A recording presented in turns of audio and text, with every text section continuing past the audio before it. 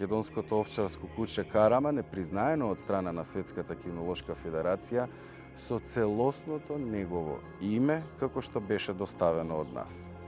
Значи не е Караман овчарско куче, туку е Македонско овчарско куче Караман.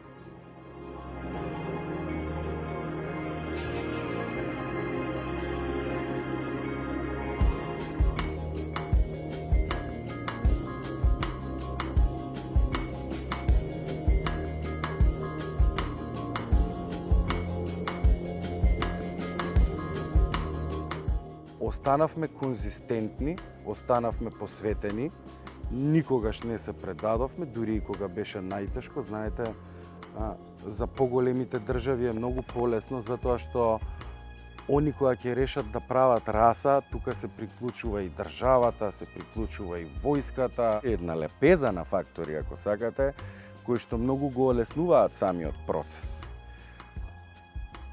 Со чиста совест можам да кажам дека овој проект е буквално спроведен на грбот на 120-30 ентузијасти кои што со своји средства, љубов пред се, успеаат да стигнат до целта. Признавањето на Македонското овчарско куче Караман несомнено не е моја заслуга, туку е наша заслуга на целиот клуб за Македонско овчарско куче Караман.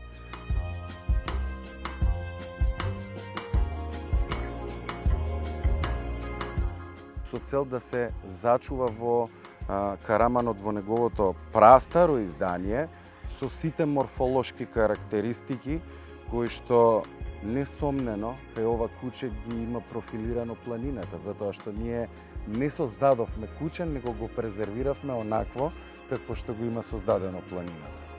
Така што дефинитивно тоа останува постулатна мисија на клубот. Особено нашата кинолошка генерација мора да биде свесна дека мора да останеме ригорозни и мораме да го заштитиме Караманот во неговото праиздание, онаков како што го затекнавме на македонските планини.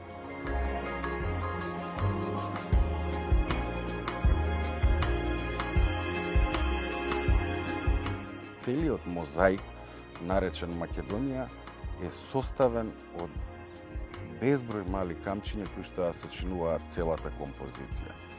Еден, можам да кажам, не мал камен од таа композиција несомнено е Македонското овчарско куче Караман.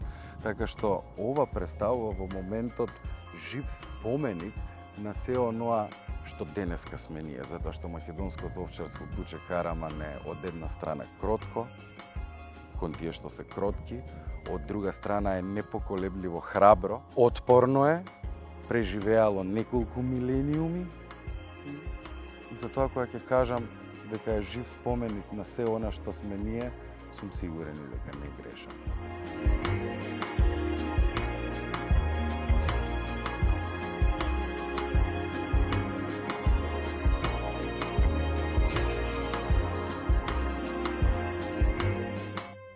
Раните почетоци за организирано одгледување на Македонското овчарско куче Караман датираат уште од 1998 година, минатиот век, во 20-тиот век, од група ентузијасти кои што токму во овој регион во кој што се наоѓаме сега ние, во Волковијата или на западот во Скопје се организираат и ги симнуваат првите чистокрвни примероци од македонските планини.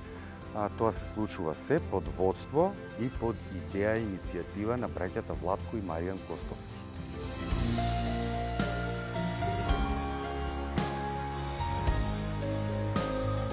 За жал македонските села умираат и се попусти и попусти, а без села и без стока ова куче не би можело да преживее само, затоа што сепак зборуваме и покрај тоа што станува збор за една исконска и прастара раса, сепак разговараме за доместифицирано животно.